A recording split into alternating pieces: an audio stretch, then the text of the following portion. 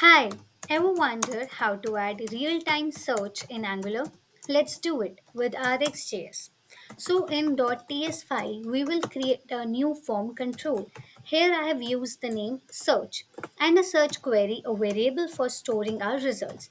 Now, on ng-on-init, which is a callback function, we will be using this .search control, piping and subscribing it.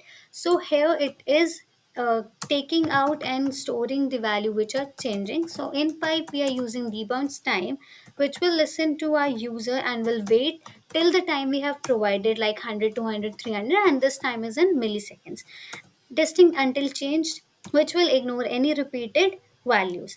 Then we will subscribe these values which have been calculated or which have been noted down, and we will give this a value to a search query so that it can update and store on update this value and can display it on the screen.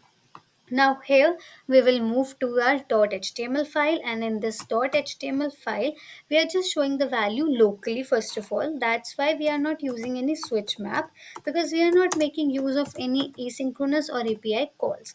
Now in this .html file we will use a div, and for better visualization I have used some CSS. So I've already written CSS in my the search.css files. So I have used this search container, search result, and search input just for styling and no other issues. And now we can see that I have used property binding and interpolation. Property binding for just binding with this with this search, this form control.